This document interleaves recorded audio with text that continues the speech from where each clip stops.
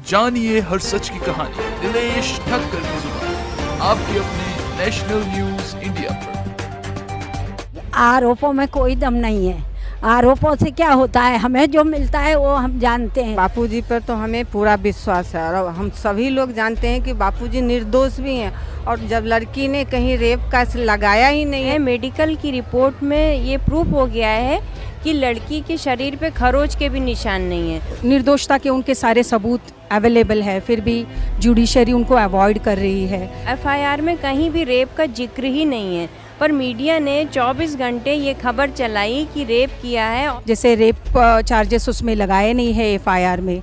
Medical report जो लड़की की है वो क्लीन है। पहले दिन से हम ये कह रहे हैं, आप एफआईआर भी देख लें, एफआईआर में बच्ची ने 376 का आरोप नहीं लगाया।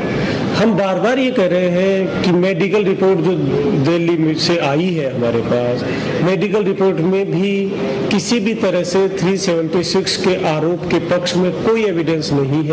वेरी फर्स्ट डे से हम ये कह रहे हैं कि 376 का ना कोई मेडिकल एविडेंस है, ना कोई पीड़िता ने आरोप लगाया है। अभी 11 साल से अत्याचार होते आ रहा है। ये बोलते हैं ना, justice delayed is justice denied, तो ये नहीं होना चाहिए। और हम लोग को तो पूरा विश्वास है।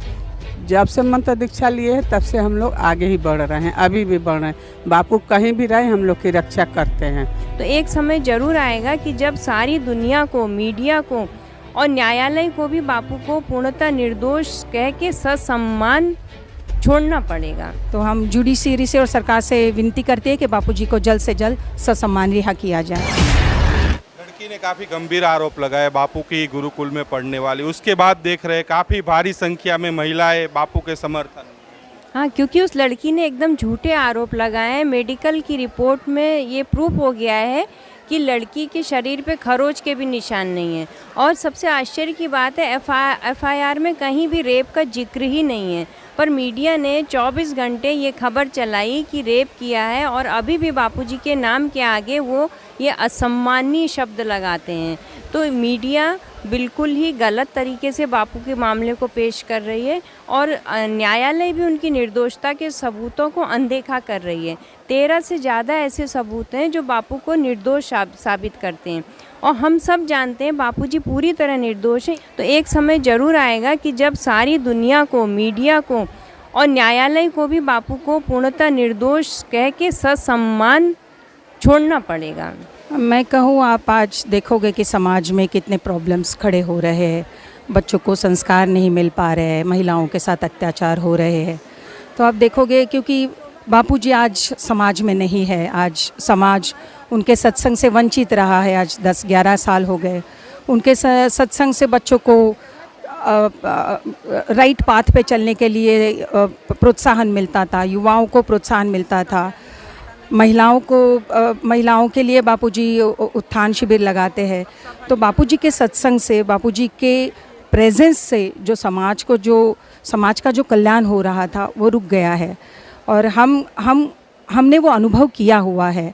तो हम कभी भी ऐसे शिविरों का आयोजन होता है तो हम आते हैं, बच्चे उसका लाभ लेते हैं, युवा उसका लाभ लेते हैं और महिलाएं भी लाभ लेती हैं। मतलब आज भी उतने का उतना विश्वास है बापू। हाँ, बापूजी पर तो हमें पूरा विश्वास है और हम सभी लोग जानते हैं कि बापूजी निर्दोष भी हैं।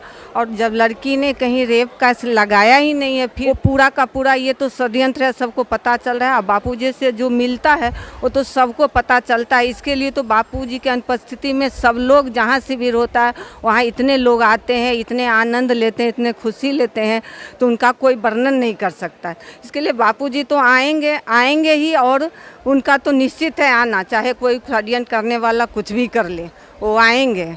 और उनका तो पूरा विश्व जान रहा है कि जो निर्दोष है, एक मतलब गहरा षड्यंत्र के तरह उनको फंसाया गया है। और हम लोग को तो पूरा विश्वास है। जब से मंत्र दीक्षा लिए है तब से हम लोग आगे ही बढ़ रहे हैं, अभी भी बढ़ रहे हैं। बापू कहीं भी रहे हम लोग की रक्षा करते हैं। बस एक बार याद करो, बुलाओ, कुछ भी हो, कोई भी संकट पड़े, लेकिन बापू को हम लोग याद करते ही हैं, करते रहेंगे हर समय। तो आजकल हिंदू जाग रहा है, हिंदू समझ रहा है कि हिंदू संतों के साथ अत्याचार हो रहा है, तो संतों का अपमान नहीं सहेगा हिंदुस्तान।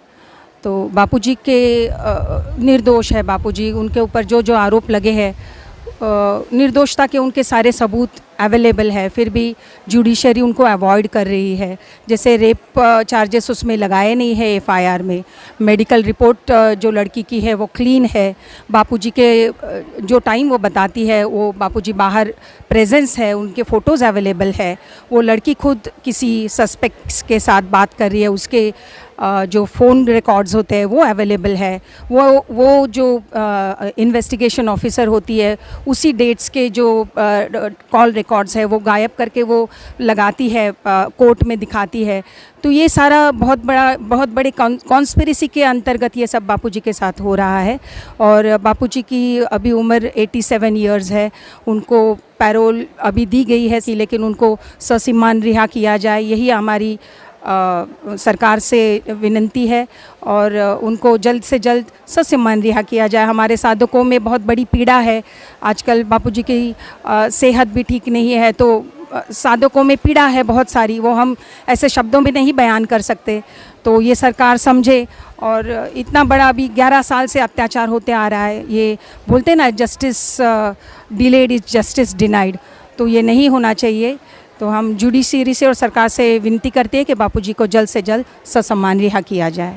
जानिए हर सच की कहानी दिनेश ठक्कर की जुबान, आपके अपने नेशनल न्यूज़